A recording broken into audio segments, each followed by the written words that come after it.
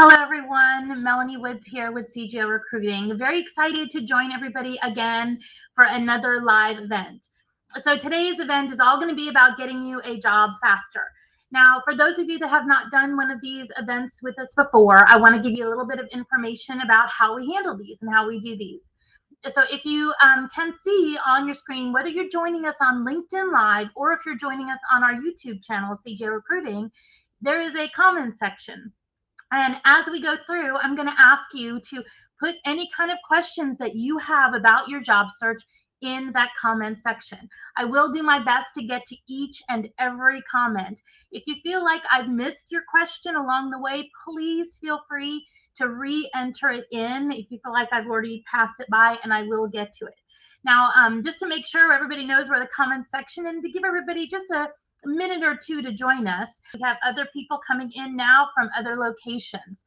Like I said, I'm going to give everybody just a couple minutes to join.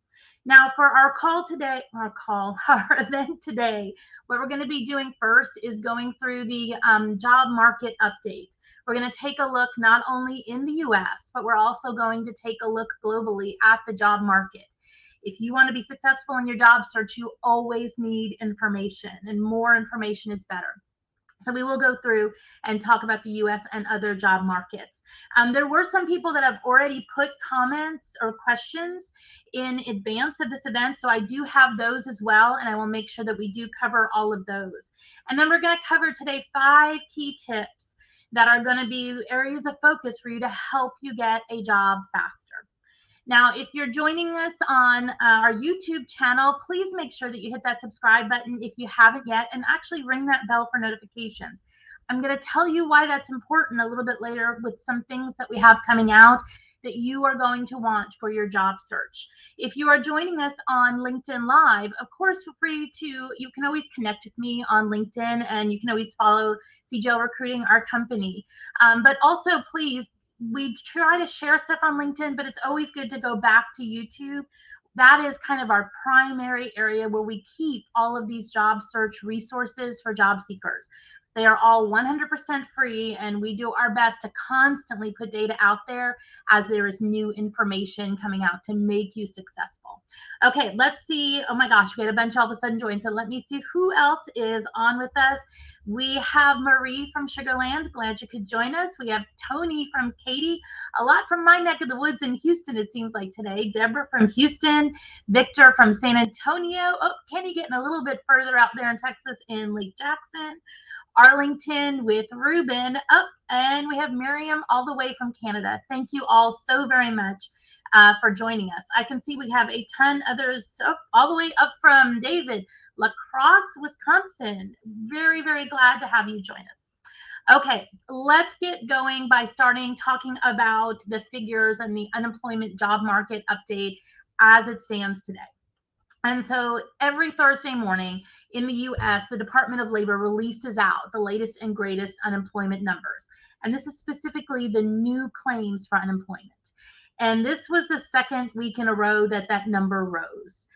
So the number today that came out was 351,000 new unemployment claims for the US. Now, I know that's up a little. It's just a little bit, right? It's not a lot, but it's still going in a direction that we don't want it to go. Just to be really clear, this is only new claims, right? These are people that are first time in their claiming. These are not continuing claims. The continuing claims, the last reporting date was September 11th. There's still about 2.8 million continuing claims. Now, again, whenever we talk about these numbers, people are like, I know there's more people than that out of work. Absolutely. Neither one of these numbers take into consideration those that have already fallen off the unemployment claims or those that have just stopped looking for work. So we know that this number is much higher. Now, for this week, what we saw the biggest increases in unemployment, the states that really got kind of hit the worst, California. California got hit really bad, and so did Virginia. Virginia was definitely higher. Now, again, these numbers are higher than we'd like them to be. We want them to be in that 200,000 range, right? That's a healthy economy. 250,000 would be fine, right? But that's what we want, 200,000 range. Now, historically, we always see a bit of an increase in unemployment claims from public companies in the fourth quarter, right? That's where public companies tend to do more layoffs as they're trying to reevaluate their numbers for the end of the year and try to make it so they hit their bonuses for the leadership and such like that. So we always see a little bit of an uptick, but we also see a lot of seasonal hiring that occurs in that fourth quarter. Not only in the U.S., that's something that occurs more globally as that season begins, where there's more shopping and things like that, and a lot of countries have more time off. Okay, so we also unfortunately saw, now we're again, some of the data we get weekly, some of the data we don't get weekly. So looking at job growth, and the way we look at job growth is the number of new roles added to payrolls. I've talked about this in the past, and like one of the big ones that we always look at is the ADP payroll report, right? Because so many companies use ADP. Overarching in August, which is the last month that was reporting, it was the smallest gain in 7 months. Now, why is that important for you as a job seeker? Because the smaller the gain, the less additional jobs there are, right? So when the gains are small and there's more people getting laid off, it's not positive. Why am I telling you this? Why? I don't want you to think I'm just going negative, but I want to make sure you understand the job market that you're in. And you can be doing everything right and still not have a job. So you need to know about how the market is going and what its actual impact is on you. Because again, even if you're doing everything right, it doesn't mean we're in the job market that we were 2.5, 3 years ago, where it was much, much easier to very quickly find a job. So please give yourself a break throughout all this process. Now, remember, we do have some other things that are going to be happening in Q4. We've talked about the public companies slow down their hiring in Q4. We already know that. And we know that that seasonal uptick usually happens. I'm not so sure how that's going to happen this year. It's a little bit, well, it's definitely a different job market. And here's the concerns in that area. One is, one of the things that we usually see a huge push for is retail, right? Where you have like Amazon is going to hire more people and stuff like that. Well, with everything that occurred with all the work from home, they've already done a huge portion of that hiring, because people have already pushed their retail, their shopping experiences to online. So you're not going to see this ginormous curve, I don't believe. The other thing is, this is something that actually it came out this morning. Target, which is a big retailer, came out and said they know that they're not going to have an ability to hire quite as many in the fourth quarter. So what they're going to do instead is go to their current workforce and offer them more hours if they want it. So that's great for those people that maybe are not working enough hours there in order to qualify for benefits and stuff. But for other people trying to come in and get jobs, it does make it a little bit more difficult. So it's going to be a really interesting fourth quarter to see how all that plays out. Sorry. So with all this being said, there is still, if we look at the month of July, there's still 10.9 million job openings. Okay, so why, if there's 10.9 million job openings, are there so many people who are still out of a job? Well, there's a mismatch here of the jobs. So a lot of the jobs that are still open are more entry-level jobs, or jobs that are retail, or jobs that are very like in restaurants and hospitality and stuff. Now, we know that the hospitality recovered really well in the beginning of 2021. And then as the Delta variant came out, there was huge slowdowns in that hospitality area. We also know that for these other lower level jobs, childcare has increased with the cost of inflation, and it's made it now untenable for some people to be able to go to work and still pay for childcare. And some people have just found that they can make it on one salary, and it's not worth it to walk into those jobs. So while yes, there's a ton of those type of jobs available, they may not match what's in the workforce, which is where the issue we are today. Don't let anybody tell you, what do you mean you don't have a job? There's 10 million jobs out there. Well, that's great and fine. But if you were a VP of sales yesterday, you can't go in and work at a restaurant and expect to pay the same bills that you had, right? Or it's you went to college and got a PhD to be a scientist. Well, you're not going to go in and work at a restaurant for the rest of your life and that be your new career. So give yourself a break, job seekers, and do not let anybody negatively affect you because they say, oh, if you wanted a job, you could truly have a job. So then the other population that we have in the US that usually comes in is those on visas. And companies are being very, very, very tight with those visas. Most of our clients are just flat out not doing it. They're saying, I don't want to see anybody on a visa at all. And it's because they're not sure about the stability of some of the roles and they don't want to bring somebody over for a visa. And that has also made it hard on why there are all these openings. And then I want to cover something that's probably going to be really unpopular with my HR peers and other recruiters. But companies are being picky. Companies are being crazy picky. We're in a market where employers have this much power and candidates have this much power in the ones that are not working. The ones that are working, it's more like this, but the ones that are not working, it's like this. And where in the past, employers had a very tight labor market and there weren't a lot of people out there, they would be, I'll take somebody and I'll train them up. I'm looking for this great competence and stuff.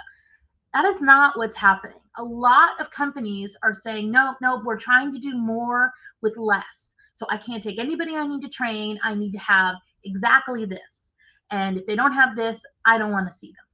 Or the other thing that companies are doing is, no, they're too overqualified. I don't want to pay that much in salary. I don't want to see them. They have 25, 30 years on their resume. They're too high overqualified. Well, companies, it's time to go back to reality and hire based on the needs of the position. Stop making those decisions for candidates. If a candidate was a VP before and now they want to move down to just an individual contributor role, that's their career and their decision. The company should not just be second guessing, saying, oh, they're just going to leave in 2 to 3 years when the market improves. Well, here's a news flash. If you get those employees that are that great for 2 to 3 years, may you be so blessed. May you be so blessed to have somebody that has all that skill, all that experience, even if you only keep them for 2 to 3 years. Because guess what? That's still going to happen with the workforce that maybe only has 3 to 5 years experience. They're still going to be looking at moving on. The job market is different. So companies, stop being so picky and get these job seekers back to work. You would be very thankful to have them as part of your team. Okay, let's switch away from the US and let's look now a little bit more on the global outlook and the global economy. So I want to talk about Spain because Spain had, because I think it's a really good indicator of some other countries in Europe and what's been going on. And they were having an economic recovery from COVID that was just amazing. They were doing really, really well. And in fact, they were kind of like, hey, they're doing so good that they are recovering the fastest or next to the fastest. And that all has done a complete turnaround. And what's happened now in the second quarter, it was less than half of what the estimates were. So, even if you think you're at a place or a location where, yes, we're doing great, we're not going to be on this curve that's like this. Or this bar line that's like this. It's going to be like this. And there's so many factors that are influencing things. If we look at like Australia's unemployment is down. But the consensus, when I look at all of the different analysts and stuff that are talking about Australia, is that they feel like the unemployment number is highly, highly influenced in Australia by the amount of people who have taken themselves out of the workforce and decided that they're not going to go back to work or they're going to wait a while to go and find it. And we also see that if you look at the number of hours worked in Australia, that has actually gone down as well. So, which is still better than, oh my gosh, bless poor Nigeria. Nigeria has an unemployment rate of 33%. 33%. That is devastating. And the only two countries that are higher than Nigeria is actually South Africa and Namibia. But that is an incredibly difficult unemployment rate to have to deal with. And then even more so when you consider avenues to go to other countries to get education are very limited at the moment, and a lot of countries aren't offering as many visas. So my goodness, very difficult. India is sitting at an unemployment rate of 7.5 to 8.3%, but their unemployment is continuing to rise. It does look like their economy is recovering, but I will feel better when their unemployment number no longer continues to rise. And in England, one of the big things that they're saying is that more people have stopped looking for work and gone back to taking classes anytime since the 1990s. And they have a crazy number of vacancies available, as lots of other countries do. But again, it is that mismatch. Now, for those of you that are on this event or viewing this event, and you're wondering, well, yeah, I have a bunch of openings in my company. How can I attract more people? I will tell you the positions that are easy to attract people to right now: work from home. Work from home. Some companies have really done a great job of embracing this. Others are digging their heels in the sand and saying, nope, I just don't want to do it. I just don't want to do it. I can tell you, when our firm is filling positions, if it's a work from home position, it's a lot faster than if it's a position where you do not want to offer work from home. So it's time to listen to that, because your competition is definitely doing that work from home. Okay. So I want to take a minute now and look at the comments quick, because I know a bunch have come in. I've been seeing them scroll by. Then I'm going to cover the 3 questions that I have, excuse me, that came in earlier. And then we're going to go into the 5 things that I want you to focus on to help you get a job faster.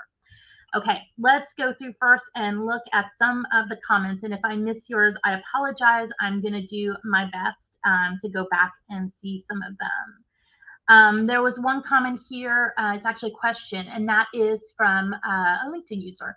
What website is the best when searching for a business development job? You know, it's unfortunate, but when you're looking business development, you're almost better looking sometimes industry and some of those industry-specific job search. But it's such a broad category. There is not like one job search posting site that just goes for business development. We do have a video that covers the top 10 job posting sites in general that is on our YouTube channel. I do recommend you watch that just to make sure that you're on all 10 of those. And that if you can, you set up job alerts on all 10 of those. If you don't know what job alerts are, there's a video for that too. We have like 250 videos. We have tried every time we get somebody saying, hey, can you please get a video for this or something recorded? We do try to put it out there. Oh, look, we have all the way from the UAE. Glad to have you with us. Okay, let's keep going and see if there's any other questions that we can. Okay, I'm going to leave some of those other questions till we get back, and let me cover the 3 that came in advance. So one of those is, should I put jobs that are less than 3 months on my resume? Should I put jobs that are less than 3 months on my resume? This is a great question, because again, perception is reality. And when you have a resume that has lots of little jobs on it, ding, ding, ding, what it gives the impression, whether it's right or wrong, is that you're a job hopper and that you're somebody who's either the company doesn't want you to stay longer than that, or you are never satisfied with the roles that you have. Now, I realize that is not always the case, right? I'm just trying to tell you what the reality of perception is.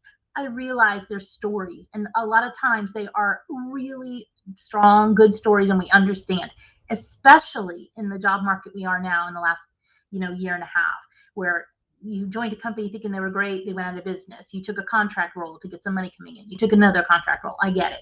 So the issue, though, is how do you not look like a job hopper? And how do you not water down maybe other experience that's on your resume? Because if you enter in 5 jobs that are each 3 months, but before that you had a job where you were there for 7 years, it's going to get pushed so far down your resume, there's a chance that they're not going to see it. So there are times where you may want to look at grouping these together and grouping them under one section. Now, remember, your resume is not a legal document. It is not a legal document. It is a representation of you to the companies that you're applying for. You can't put everything on your resume. The same way, job descriptions all the time, you see that last little line say, and other duties as assigned, or something to that case. They can't put everything on the job description. It's meant to be a representation. So when you're looking at these multiple jobs, what you might want to consider doing is grouping them together. Now, we do again have a video that talks about if you're a contractor and what's the best way to do it. We even asked that as a question on our HR survey that we did last year, where we asked HR people and recruiters how they wanted to see it. And so that video covers all of that, but it does say to group it together. You may need to have a different way of doing this when you're doing an applicant tracking, when you're loading into the system. You may need to have a long version resume that lists those out independently, because that group is not going to necessarily load in quite as good. But if you have a bunch on there, you are going to want to, if you can, group them by some way, shape, or form. I hope that answered your question. If not, put in the comments if you have any follow-ups, and I'll do my best to get to it. Okay, my second, the question that came in advance is, how do you search for positions with investment management companies? And so this was a good question, and there is not a job posting site that I am aware of. If somebody else knows of one, put it in the comments, that specifically focuses around different investment management companies. So I went and did some digging. I'm like, okay, if I was looking for these roles, what would be the best way that I would go about it? And can you find these roles on different, on Google Jobs and LinkedIn and Indeed? You can. But I started to think, a better way to do this might be to tag it through the company, as opposed to going to a job posting site and then go to their actual company sites. So here's what I found, and here's what I recommend you do. I went out to Wikipedia and I typed in list of asset management firms. Again, Wikipedia, I went to list of asset management firms. And what it pulled up for me was an incredibly huge list of investment management companies. And it even went so far as to list a huge group of each one of them by country. So you can even choose which ones you want to look if you're willing to go to certain countries and maybe not to others. Like you have a visa that you can get into this one, but not into that one. So for the person that asked that question, Wikipedia list of asset management firms, it'll bring up the companies. It's got a hot link to the company. You can get to the company website and look at their job postings. I hope that helps with your job search. Okay, question number 3 was, what about jobs for naval architects? How can I find jobs for naval architects? Again, I could not find a site that just covers naval architects. When I looked at a variety of different sites, the one that seemed to be the best for that was Google Jobs. If you're not familiar with Google Jobs, that's one of the ones we cover in our top 10 job posting sites. You just go out to Google, just go to the Google search thing, and then in that little search bar, type in jobs naval architect, and it will pull up. And it spider pulls from a lot of different job posting sites. It pulled up a fairly good amount for me, and that was the one that actually, of all the ones I tested, that was the one that had the most. So I hope that those are helpful for you guys. Okay, I'm going to try to answer like 3 or 4 questions, and then we're going to go into the top 5 things. Let's see who has, okay, let's go to Robin. Robin asked the question, if a job description is overly precise, asking for you to be in a very specific niche of an industry and have specific experience at one of only 3 companies and an MBA, even though I have 20 years experience in multiple areas, should I still apply even if I only meet 80 to 90% of the criteria in the description? Holy cow, Robin. Yep, I hear you. That happens all the time. Where I see that the most is, believe it or not, in accounting firms, where they want you to have worked with one of the top public accounting firms. If you meet 80%, actually, if you meet over 75% of the job, absolutely apply. Absolutely. If you meet over 75%. The job description requirements section is a wish list, right? And they're hoping to get as much as they can. Now, if they put some blah, blah, blah required, there's some times where that is going to be a gate that you just can't get by. Like if you're an engineer and they professional engineer's license is required. If you're in accounting and finance and a CPA is required. it's because they've got some other reason for doing that requirement. So even if you are 90% and you're missing that one requirement, there's a chance you're going to still get knocked out because of that requirement.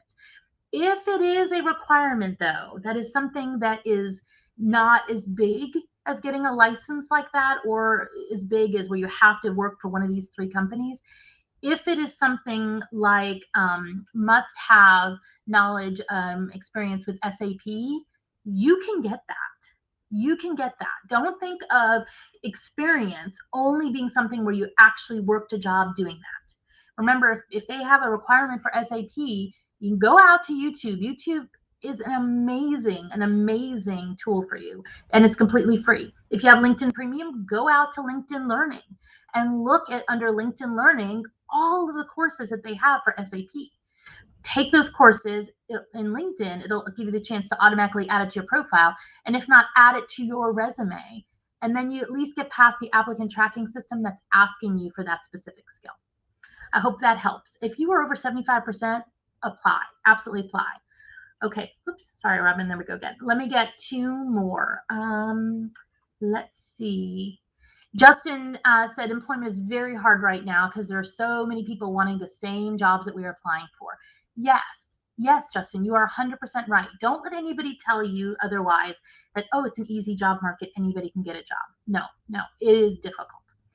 Okay, Kim has asked the question, should your target job be on the resume to make it at least 2 pages, or do you put all of your experience on the resume? Pages get long after 10 years. Okay, so let's cover, there's lots of things I want to cover in this. So first thing is, should your target job be on your resume? Yes. Our resume format, the template that we, remember every year our team goes off and we come up with, we take the template from last year, we tweak it a bunch of different ways based on what we've learned that year, and then we start testing it. And we test it through applicant tracking systems, we test it through company sites, we run it through HR people, trying to get you the best resume template. And so the one from 2021 is out there. And you'll notice the very, very top of it, we have you at the top say what you are, right? You want to put that reader in the right frame of mind. So if you're an HR professional, you may, the first line is going to be a human resources professional, a training and development professional, and now that bolded very first set of words helps classify you into whoever is reading your resume. Remember, recruiters may read, a ton of resumes every single day, and they're trying to keep all these positions, however many they have on their plate, open and separate. And when you do that, you make it really, really easy for them. Now, you don't have to necessarily go very, very specific. You don't have to say a human resources specialist too, right? Or an HR manager. You might want to just say HR professional, because that way you don't have to adjust it for every single position you apply for that one thing. But focus is absolutely key on your resume. So you do need to make sure that it is matching whatever the position is. And that also includes your experience. Is it okay to have a 2-page resume? Yes. Is it okay to have a 3-page resume? Yes, it is. It is. Now, think about how your resume is used. And this is more and more. Most people don't print out your resumes in the initial sourcing and looking. We look at them online. We look at them on our computers. We handle this all electronically. So how you come up in that initial search based on the applicant tracking system, if the resume is 10 pages or the resume is 2 pages, the applicant tracking systems could care less, right? They actually just pull up what they pull up. Now, when you get it to a person, you don't want to have a 10-page resume, right? But it's okay for it to be 2 to 3 pages. They're going to be scanning through a computer as opposed to having papers that they printed out. So don't, if anybody tells you it has to be 10 pages, no more than 10 years, completely wrong. Now let's talk about those years of experience. How much should you actually have on your resume? You want to have enough years of experience that it still applies to the job. If you cut off experience that may have gotten you through a job search, you've completely missed the boat, right? So it's okay to put more than 10 years. And for those of you that feel like you're getting caught in ageism and feel like, well, they're not hiring me because of they see how many years experience and they're doing my age. Here's what I'm going to tell you is if they see you in an interview and you're a certain age, they're still going to do it. So don't try and hit your job search against those people. If it is relevant, if it is important, keep it on your resume. If it's relative and if it's important, it's all about focus. Okay, let's take some time here. There's one more here. Justin said, what do you recommend on a resume? 2 pages? 2 pages is fine. If you have to go to 3, you're fine. 2 is, the norm, but if you need to go to 3, it's not the end of the world. Cover page? Yes, yes, yes, yes, yes. Here's why. Cover letters are your chance to match your skills and experience to the job requirements. You don't get the chance to do that on your resume. You get the opportunity to say, I know that you're looking for somebody that's experienced with da-da-da. On this job, I did something very similar, which is da-da-da, and aligns with what your goals are, blah, blah, blah. It is such a great place to match those things together. So it is definitely something that's worthwhile. And only the last 5 years? No. If it's relevant to the job that you're applying for, you want that experience on there. Don't listen to people who are saying, oh, just cut it at 10 years and it's all good. It's completely not. Okay, before I go in with more comments and questions, let's take a moment now and focus on the 5 tips that we're going to talk about how to make your job search faster, how to get a job faster. And you may have seen even, I know you're getting tons of data from tons of different people in your job search. And sometimes that data is contradictory, right? My recommendation to you is always ask for the facts that support the information. Always ask. Our team is, in addition to being HR people and recruiters, we work in the back of these systems. We work on the front of these systems with clients. So we understand both. You want to have, if you're taking data from somebody, you want to have that look from both sides. So it's not just the recruiter view, it's not just the job seeker view, but it's also that company view. And then you want facts, you want data that's been tested. So please, if somebody, couldn't find a job and decided to become a career coach, that may not be your best bet. Look and check out those people before you start taking their advice. But here is the number one thing in the job search market today. You must be found. You must be found. And I know that sounds simple. It's not. It's not. You have to get found when there's millions of people out on the job market. And companies are trying to find you, and companies are overwhelmed right now with candidates hitting them, and candidates that may not meet any of the requirements. So a lot of them are going to searches where they're not posting the same way. They're trying to find candidates. But in general, recruiters, when they get a job from a company, they are trying to find people. How do you get found? Well, of course, LinkedIn is the behemoth, right? LinkedIn is the absolute behemoth. You have to get found in other search engines and other applicant tracking resume banks like Indeed. You have to have in their own applicant tracking system. If you're applying for a company like Exxon, you should be in their applicant tracking system. You should have uploaded your information into their system if they are one of your target companies. It is worth the time. You have to be found. And how you get found is all by searches, right? I see a lot of posts by HR people and recruiters saying, I look at every single resume that comes across my desk. I wish I could say that that was the norm. I don't think that that is the norm at all, and I don't think it's realistic. And in fact, most of the job posting systems, I don't know of any of the major job posting systems that don't do this now. Most of the job posting systems actually will rule out candidates that you never even see.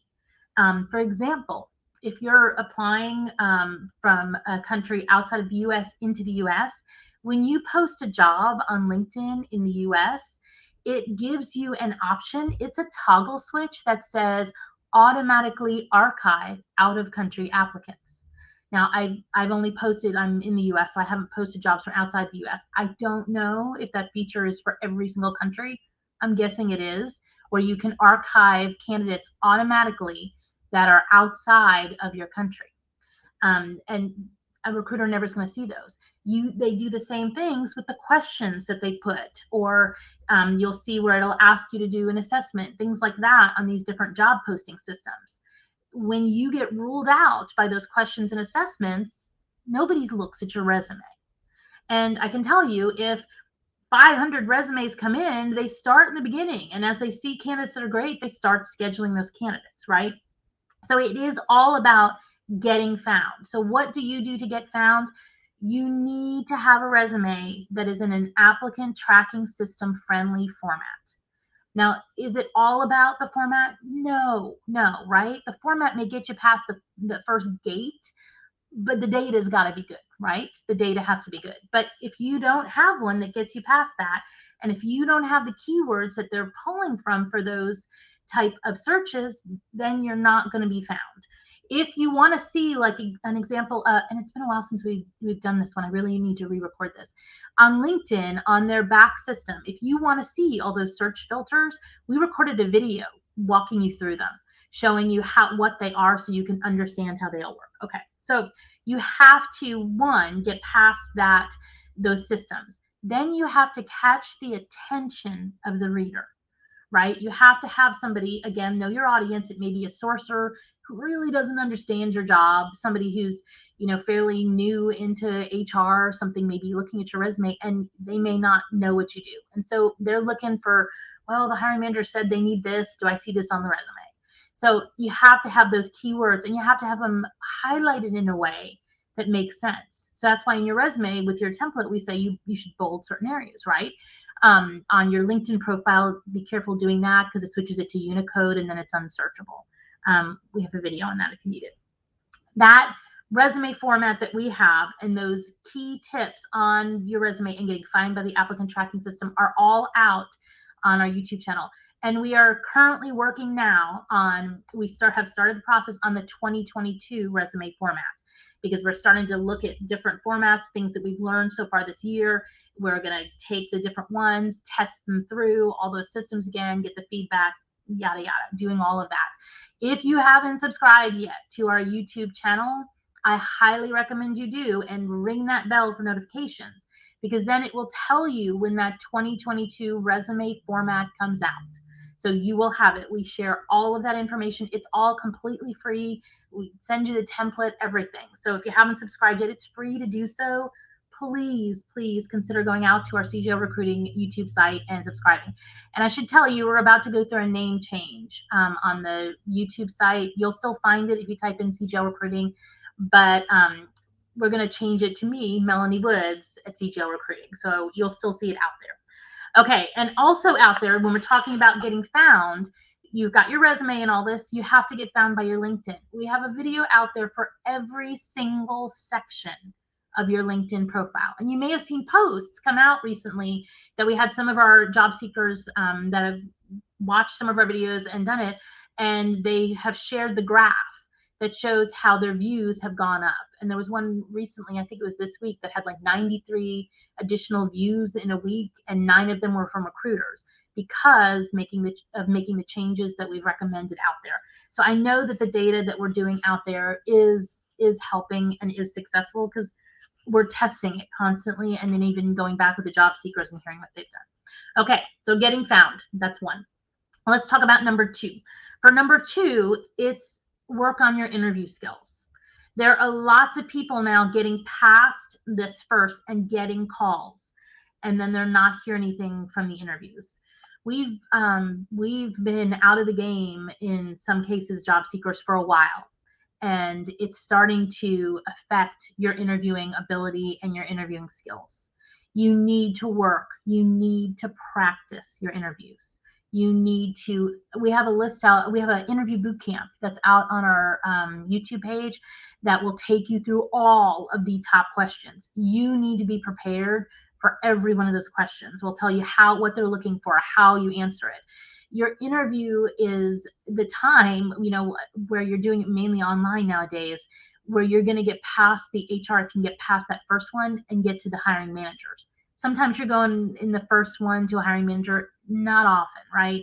Most times you're going through some type of HR. You need to be on your game with those interviewing skills. And part of that, it's not just about being rusty and not knowing questions, it's your energy level. What we're seeing from job seekers is you've done like 30 interviews last month and didn't get any of them. And so your energy level is really low, or you're numb. you're just flat out numb and you're like, oh, I got to do another interview. And that emotional state and stuff, it leads and follows through. So you have to be able to recapture your energy and your enthusiasm for what you do and the job and the career that you love. You have to be able to show that through when you're doing those different interviews. If you're struggling, go out to that interview boot camp. It will definitely help. Okay, number 3, network. Now, the best way to find a job is definitely through someone you know, right? We've covered that multiple times. Is absolutely the thing. And remember, the way LinkedIn works is if you're trying to get found by everything, the way LinkedIn works, the more connections you have, the more jobs you're going to see come across your newsfeed, and the easier it is for companies and recruiters and HR people to contact you. Remember, LinkedIn can say only connect with people you know. Yeah, they can say that all they want, but the reality is the more there's this linking, right? And even me with LinkedIn Recruiter and having that system, if you're beyond my network, if you're beyond a 3rd degree profile and not in a group that I'm in, you come up as a locked profile. And the only way I can see your data is to do unlock profile. And I get 30 of those a month, right, for each license on LinkedIn. And so you want to have a big enough network so you don't fall into that unlock. More is more, and I can crazy help you out with this one. One, if you haven't connected with me, connect with me on LinkedIn. I have, I think, 24,000 connections. You automatically become a second to all of those, and then you become a third to all of those people's connections. But also, I did a post, it was either last week or the week before. Go back, go on my profile and look at posts that I've done. And you're going to see in there a post where I talked about this and I said, let's, help each other out and who's open to networking. And it has well over 100,000 views. And there are hundreds of people there that are willing and ready to connect with you. And for those of you that are saying, I don't want to connect with everybody, I hear you. If you don't want to, no worries. It's your choice. But you can pick and choose. There are literally hundreds of people there that are willing to connect with you. Take the time and go out and do it. Remember, that's the way that LinkedIn works. Network. Okay, let's go to number 4. Number 4 is you need to be a proactive, aggressive job seeker. And I know that was really easy the first, 1, 2, 3 months that you were looking for a job. And then when you get beyond that point, it gets really difficult to be that aggressive, proactive job seeker. You have to. You're competing with so many people. You have to be that proactive, aggressive. Now, I'm not talking about aggressive to the point where you're disrespectful to companies or hiring managers or HR, right? They're all just trying to get through their day the same way that you are. But you have to do things like, oh my gosh, one of my pet peeves right now is somebody posts a job out there, we post a job out there, and a job seeker will say interested. And that's all that they say. And that's ridiculous. You need to be that person that does the comment of, I'm very interested in this role. I am a HR person with 20 years experience, and the following, I will be sending in my resume. You need to be more proactive than interested, where you're asking them to go out and take a look at your profile, see if you're a match. That's not an aggressive job seeker, right? You have to do more. You have to have a plan. When you see something you want, go after it. If you don't see what you want, go find the target companies you want to join. Get a plan as to how you get in there. You have to work on being an aggressive, proactive job seeker in this process. Okay, and number 5, for your job search to be good, you have to be good. When we're talking interviews, when you're writing emails, this is one of the hardest things you will ever do in your life. We so identify with our jobs. We so identify with our careers. We've worked so hard, to get this education, to get this certification, and you feel like you're doing everything right and you still don't have a job. And you start to feel unworthy. And it shows. It shows in every conversation you have, every email. You have to get yourself right. You have to know. That's why I cover this unemployment market data. You got to know it's not you. It is the market, right? You have to try different things, but you need to know the market that you're in. You need to know in your soul that you are worthy of a great job. You are worthy of a great career, and you're worthy of a great life. If you can't, get that, you've got to work on you first before you're going to be successful in that job search. And it may be, find something that you get accomplishment out of.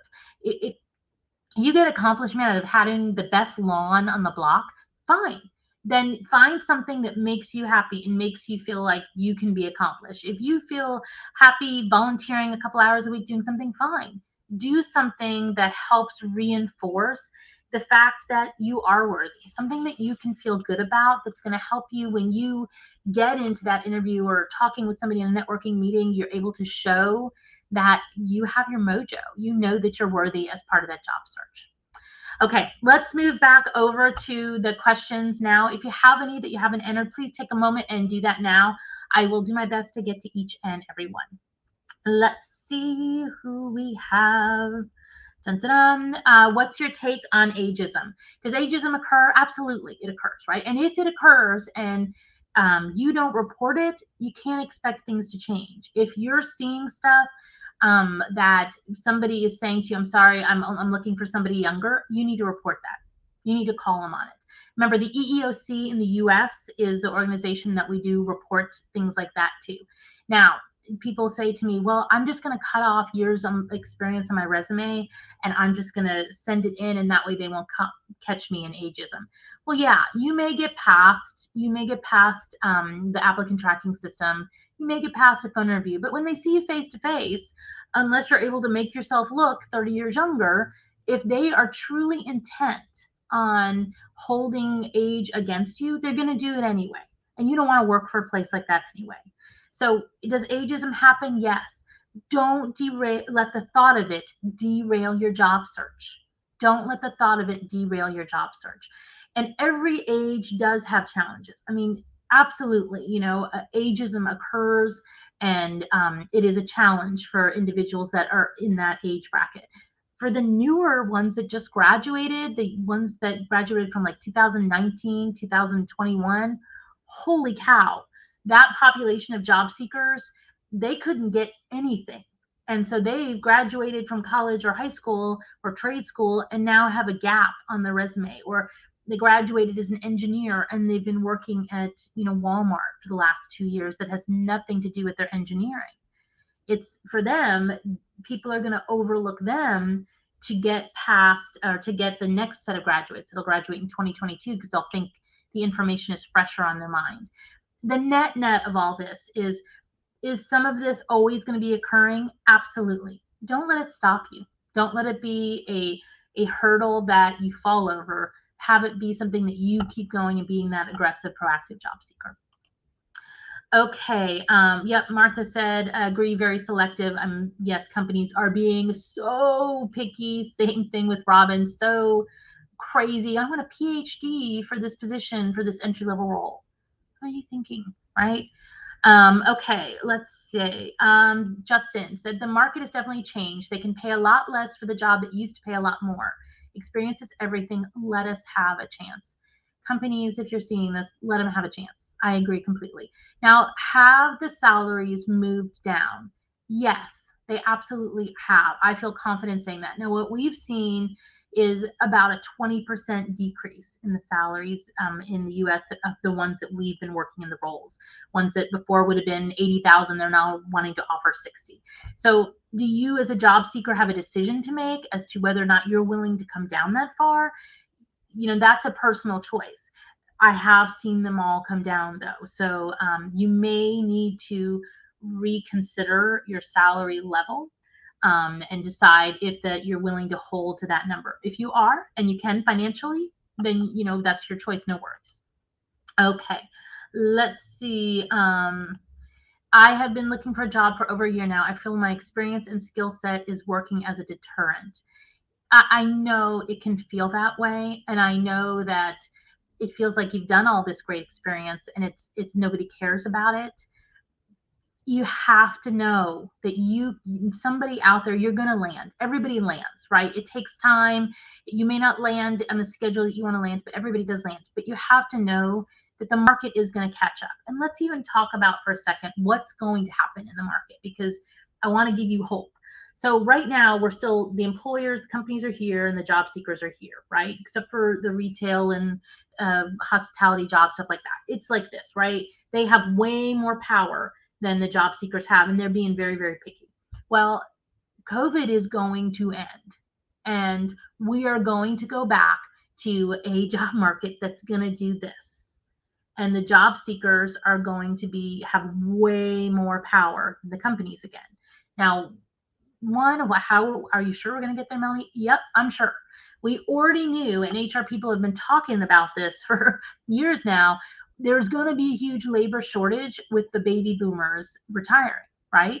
And that first set of baby boomers is doing that retirement path. So we already knew there was going to be a huge labor shortage when those baby boomers decided to go. But what's happened is a lot of people have exited the workforce that we didn't anticipate exiting the workforce. There were a lot of people that just said, you know what? I don't want to do the job I was doing anymore. I want to do something much less. I want to go to a gig economy. I want to just retire. I want to retire early. I figured out we can live on one salary, or we can both retire, and I want to retire early. And all those things have happened, and they have shrunk the job seeker pool. And that is going to come back to bite companies like no tomorrow, because it's going to do this. And there's going to be way more companies scrambling to find job seekers in these professional roles than there ever has been. So it will come back. You just need to keep going. Take steps forward every day and know that you are worthy and you will land. Let's see. Whoops, sorry. Oh, I'm sorry, that was one. I'm gonna go back. Hold on, because I keep missing. Here we go. Monica said, can I put my resume on LinkedIn? You can.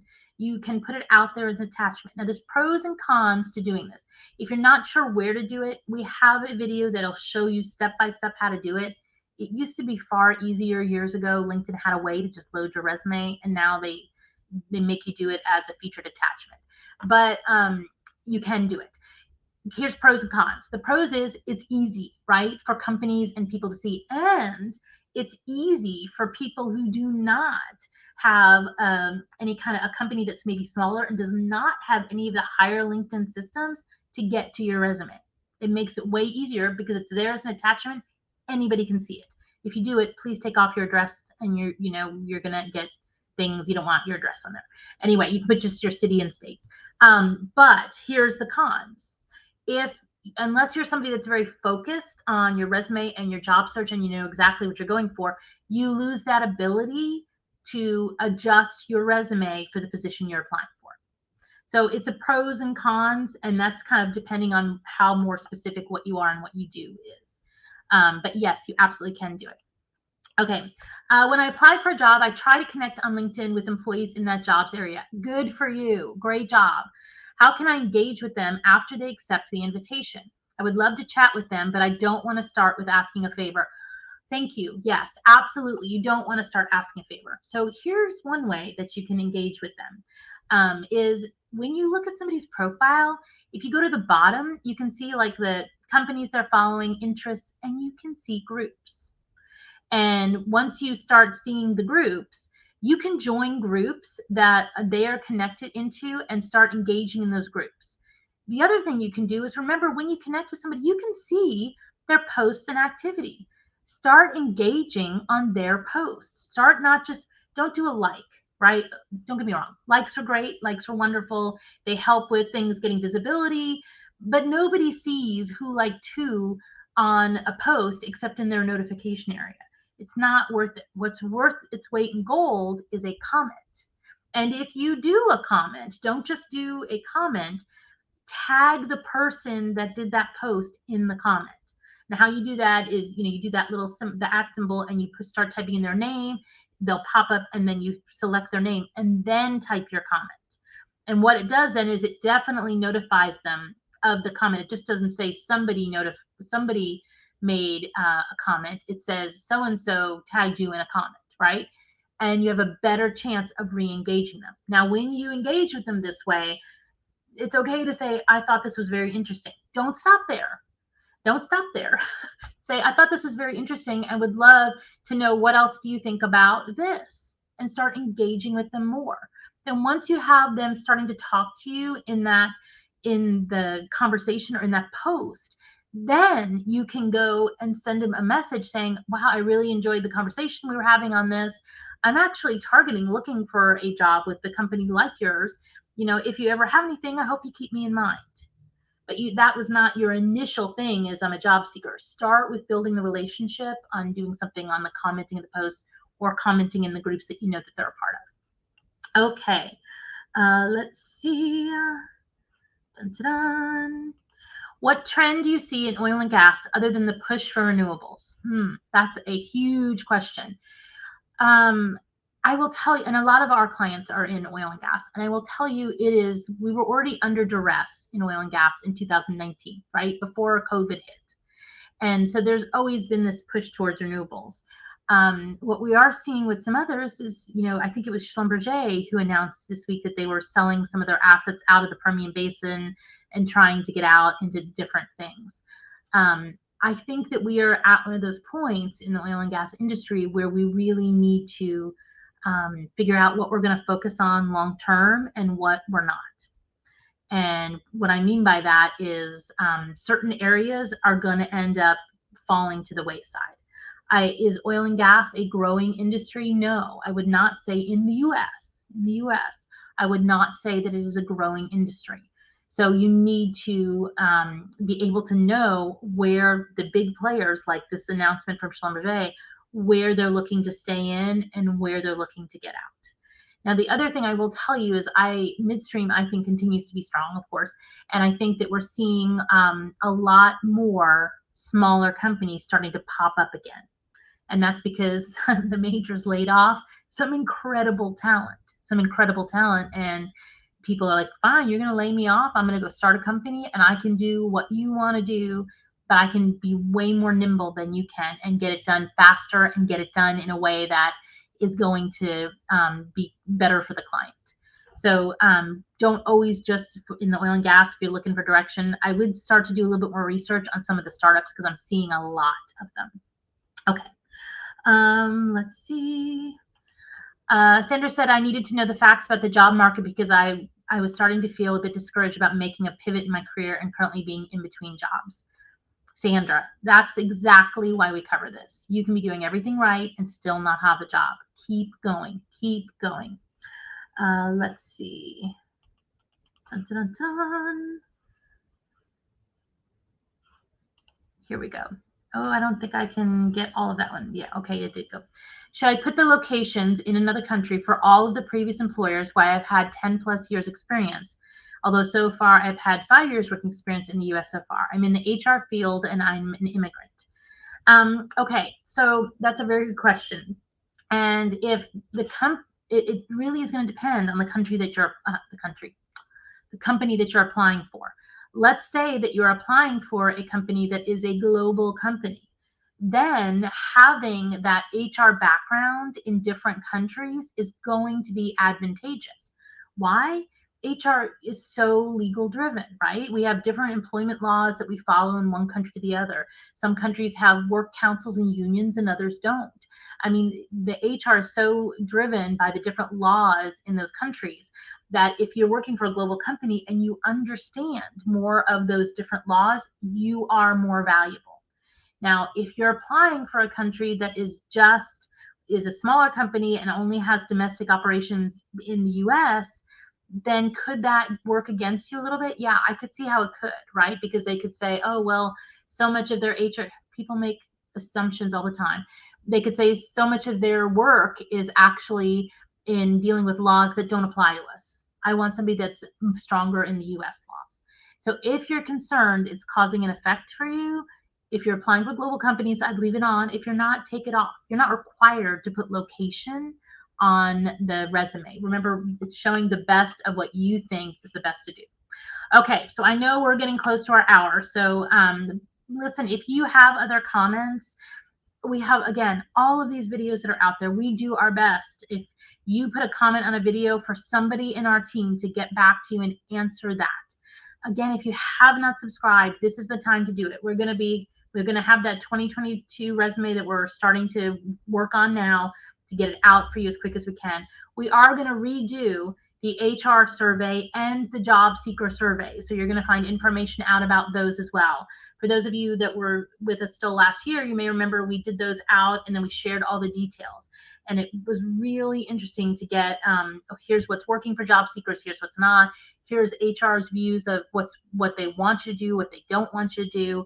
We're going to retest that and say what's changed year over year now that we've all, been in this current environment. And we share all that data back to you. To get notified of all those, subscribe and then also hit that little bell and make sure you turn on all notifications. It'll also tell you when we release, anytime we see something new. Like, for example, we just had that new thing that when I was doing searches in LinkedIn Recruiter, and it prompted me to include a certain company because of layoffs. And that was a way you want to be included in that, right? We shared that information on a video that's out there. So please make sure that you do as well do that. Now, we do share other information on other platforms, of course, on Instagram. We're on Instagram, Twitter, on Pinterest, Polywork, and tons of others. So please feel free to go out. You can always connect with me and the team, CGL Recruiting, out on any of those platforms. And we always try to share a little bit different information so you're not just seeing the same thing again and again. All right. I hope that this information was helpful. Let me look one more time and see if there's anything else. Nope. I think that we are good. I don't see any other. Oh, wait. Here's one. I missed it. Let's see. What are pros and cons regarding contract position and full-time permanent position? Good question, David. This is more of a personal preference, right, of what you want to do. With a full-time position, you have certain other things that protect you, right? So with a full-time position, you get benefits. And even if the company doesn't offer, the medical benefits that you don't necessarily want to take because you have them somewhere else or something, depending on the size of the company, you get protection under certain laws like FMLA or other things like that. When you're a contractor, you don't necessarily get all of that. Now, you're not going to get the benefits, and you don't get FMLA as a contractor, right?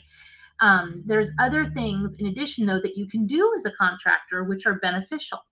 An example of it is you can, deduct a ton of things on your taxes that you might want to talk to CPA about that you can take as deductions.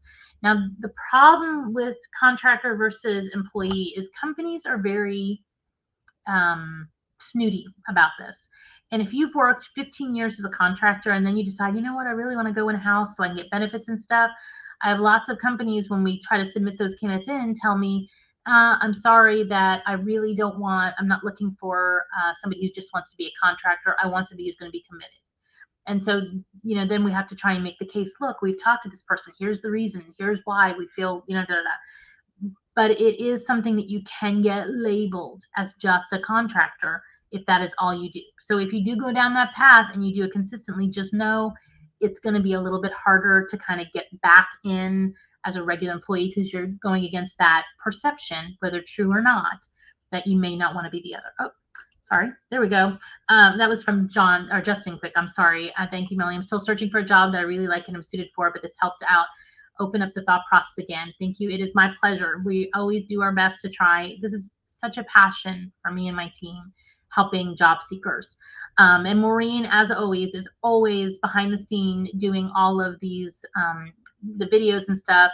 I know that she shared in the comments a lot of our different information and data. So if you have any other questions on how to connect to, if you put them in the comments on this video, we will make sure and we get a chance to get back to them. So I get asked a lot, how can you help us as a firm with all this? Well, we definitely have positions that are posted out there. We post our positions on LinkedIn. If you're interested in any of those, there's, go ahead, please apply for any of those. If you feel like this data was helpful, please give this video a thumbs up and share it with another job seeker. And please share our YouTube channel. It's a passion for us to get this information out there to everybody, all of this free data. And if you've worked with us as a company, either as a job seeker where we placed you or as a company where we've placed positions for you, please give us a Google review and let you know how you think that we're doing. All right, everyone. As always, thanks for watching, and I'll see you next time.